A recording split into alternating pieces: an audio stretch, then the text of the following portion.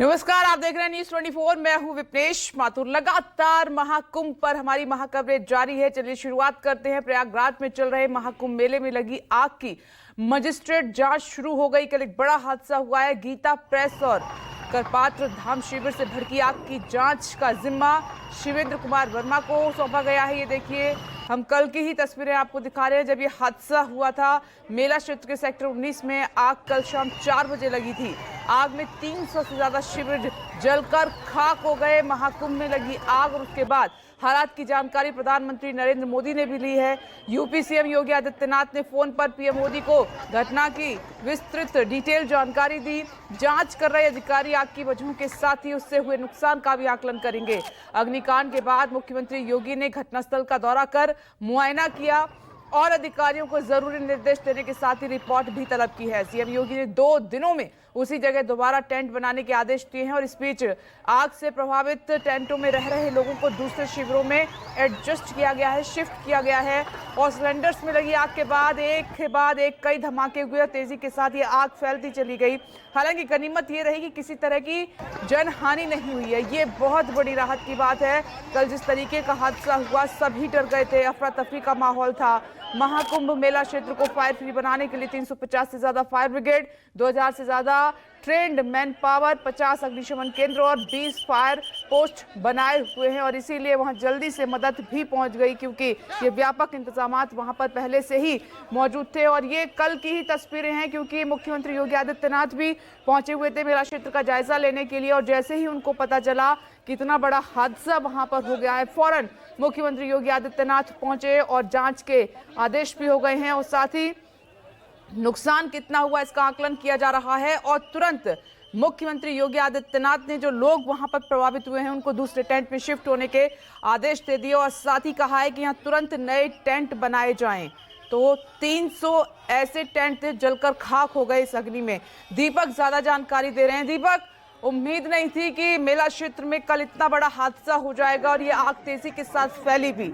इस पर क्या अपडेट है, क्योंकि मुख्यमंत्री योगी आदित्यनाथ इस पूरे हादसे को पर्सनली देख रहे हैं।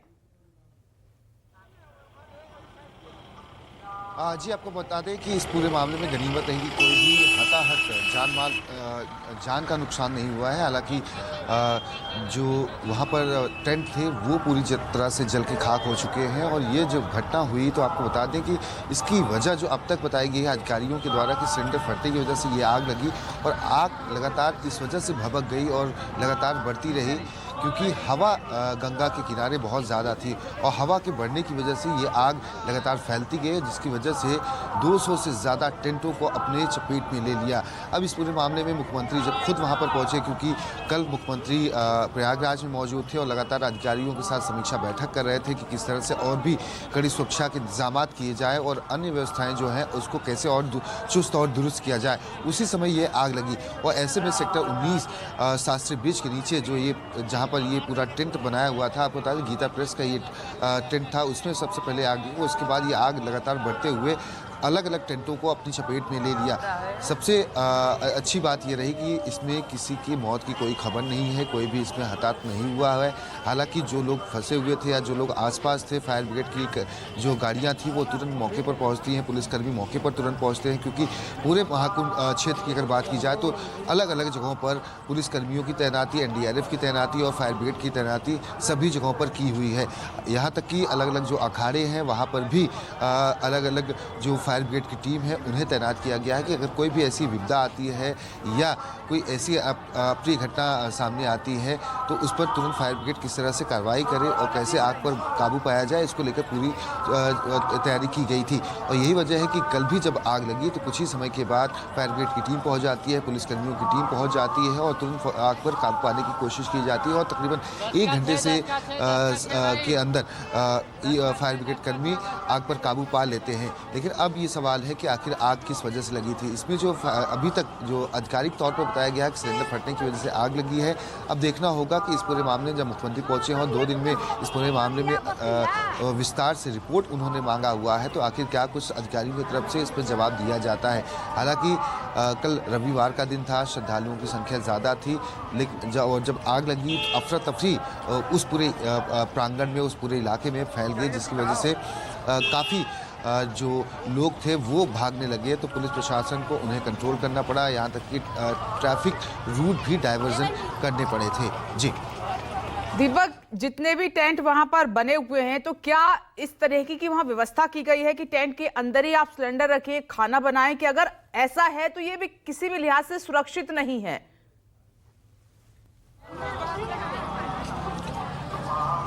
जी बिल्कुल, आपको बताएं कि चाहे वो जिस तरह से महाकुंभ में 13 अखाड़े हैं वो, या कल्पवासी बड़ी संख्या में यहाँ पर आए हुए हैं वो, सभी अधिकतर बात की जाए तो गैस सिलेंडर का इस्तेमाल करते हैं, आग जलाते हैं, अलाव जलाते हैं, और जो भी यहाँ पर टेंट बने हुए हैं वो फूस के बने हुए हैं, या फिर उसमें जो बाहरी परत है वो पॉलीथीन का इस्तेमाल किया गया है, लेकिन अंदरूनी जो परत है वो लकड़ी और फूस का इस्तेमाल किया गया, जिसकी वजह से अगर आग की चिंगारी भी उन टेंट में अगर लग जाती है और पहुंच जाती है तो उससे आग का भभकना या लगना लाजमी है। हालांकि फायर ब्रिगेड कर्मी या पुलिस कर्मी पहले से ही लगातार सतर्कता बरतने के लिए वो अलग अलग टेंटों में जा रहे थे, अखाड़ों में जा रहे थे, वो लोगों से अपील कर रहे थे कि इस तरह से आप कोई भी ऐसी चीज़ों का इस्तेमाल न करें जिसकी वजह से आग फैल जाए। हालांकि इस पूरे मामले में अगर देखा जाए तो सिलेंडर फटने की वजह से आग लगी है। ठंड बहुत ज़्यादा है, चाहे वो कल्पवासी हो, चाहे वो अखाड़े से संबंधित तमाम साधु सन्यासी हों, सभी अलाव का इस्तेमाल करते हैं। तो अलाव में भी गंगा के किनारे अगर आप बैठे हुए हैं, अलाव का इस्तेमाल करते हैं, आग में अगर आप अपने आप को बचाने के लिए आग जलाते हैं, तो अगर उसकी एक भी चिंगारी या हवा फैलती है तो वो पूरे प्रांगण को या पूरे हिस्से को आसपास को अपने चपेट में ले लेगी, और यही हुआ है इस पूरे मामले में। जी दीपक, क्या सबक कल के हादसे से लिया गया है और किस तरह के मजिस्ट्रेट जांच के आदेश हुए हैं? क्योंकि प्रधानमंत्री नरेंद्र मोदी को भी जानकारी दे दी गई है और वो भी अपनी नजर बनाए हुए हैं, क्योंकि कल के हादसे ने सभी को डरा दिया और कुछ सवाल भी खड़े किए हैं। जी बिल्कुल, आपने सही कहा, क्योंकि इस पूरे मामले में प्रधानमंत्री नरेंद्र मोदी हो या फिर योगी आदित्यनाथ जो उत्तर प्रदेश के मुख्यमंत्री हैं, वो समय समय पर दौरा करते रहे हैं। और महाकुंभ से पहले आपको याद होगा कि प्रधानमंत्री नरेंद्र मोदी खुद यहाँ पर पहुँचे हुए थे। और जब बात आती है 40 से 45 करोड़ से ज़्यादा श्रद्धालु न सिर्फ देश बल्कि विदेशों से भी यहाँ पर बड़ी संख्या में इकट्ठा होने वाले हैं। अब तक ये आंकड़ा 8 करोड़ के पार पहुँच चुका है, और 40 करोड़ यानी कि 29 जनवरी को जब दावा ये किया जा रहा है कि 10 करोड़ एक दिन में श्रद्धालु स्नान करेंगे, तो ऐसे में प्रधानमंत्री को इस पूरे मामले में सूचना दी गई। प्रधानमंत्री ने इस मामले को गंभीरता से लिया हुआ है, और मुख्यमंत्री खुद कल यहाँ पर मौजूद थे। यही वजह थी कि वो मौके पर तुरंत पहुँचते हैं। जाँच के आदेश दे दिए गए हैं और जाँच भी इस पूरे मामले में की जाएगी, और जल्द से जल्द रिपोर्ट मुख्यमंत्री को सौंपी जाए। जब तक अब तक जो अधिकारियों की तरफ से जो दावा या जो पुष्टि की गई है कि सिलेंडर फटने की वजह से आग लगी, तो अब मुख्यमंत्री की तरफ से यह कहा गया है कि आप तमाम मेला क्षेत्र में आप जाइए, फायर ब्रिगेड टीम जाए या पुलिस के अधिकारी जाए, और इस पूरे मामले की जांच इस तरह से होनी चाहिए कि भविष्य में कोई भी ऐसी अप्रिय घटना और ना घटे, क्योंकि यह पहला ऐसा मौका है। और ये जब विश्व की आप पर नज़र हो, आप जब सबसे बड़े धार्मिक आयोजन कर रहे हैं, और ऐसे में जब 40 से 45 करोड़ लोगों के आने की खबर है या दावा किया जा रहा है, और अब तक 8 करोड़ से ज़्यादा लोग यहाँ पर आ चुके हुए हैं, तो ऐसे में श्रद्धालुओं की सुरक्षा को सुनिश्चित किस तरह से किया जाए, इसको लेकर सरकार भी लगातार इस पूरे मामले में प्रयासरत है। और मुख्यमंत्री यही वजह थी कि कल यहाँ पर पहुँचे हुए थे। इस पूरे मामले में जाँच के आदेश दिए गए हैं, और 2 दिन में इस पूरे मामले में रिपोर्ट आ जाएगी। जी तो दीपक, कितने टेंट को इस आग ने अपनी जद में ले लिया? क्योंकि वहां तो बहुत बड़ी संख्या में टेंट बने हुए हैं, और ऐसा भी नहीं है कि डिस्टेंस है, एक साथ ही बने हुए हैं। और साथ ही अगर जो लोग वहां पर जिनकी मौजूदगी थी, जिन्होंने सब कुछ अपनी आंखों से देखा या खुद को बचाने की कोशिश की, वहां से भाग निकले, उनमें से किसी से आपकी बात हुई हो, उन्होंने कोई इनपुट आपको दिया हो कि उस वक्त क्या स्थिति थी, सबसे पहले जो वहां मौजूद थे लोग? जी बताया ये जा रहा है कि 250 से तकरीबन 300 टेंट इस पूरे अग्निकांड में जलकर खाक हुए हैं। और जो लोगों से बात हुई तो उनका साफ तौर पे कहना था कि आग लगातार भभक रही थी, क्योंकि हवा बहुत तेज़ थी, और यही वजह है कि जब गंगा किनारे आप मौजूद रहेंगे और जब आग की चिंगारी भी किसी टेंट में या किसी जगह पर अगर लग जाएगी तो आग का फैलना लाजमी है। और आग लगातार इसी ही वजह से थी कि वो फैलती गई और काला धुआं, जिस तरह की तस्वीरें दर्शकों ने देखी थी, कल आई हुई थी कि काला धुआं लगातार गुब्बार वो लगातार फैलता हुआ जा रहा था हवा की वजह से और एक के बाद एक टेंट को अपनी चपेट में ले रहा था। हालांकि आपको बताएं कि तकरीबन आधे घंटे के बाद तुरंत ही मुख्यमंत्री मौके पर, जैसे ही मुख्यमंत्री को सूचना मिलती है, वो एक कार्यक्रम में व्यस्त रहते हैं और बैठ के लगातार वो करते रहते हैं। मुख्यमंत्री तुरंत ही मौके पर पहुंचते हैं और इस पूरे मामले का वो संज्ञान लेते हैं।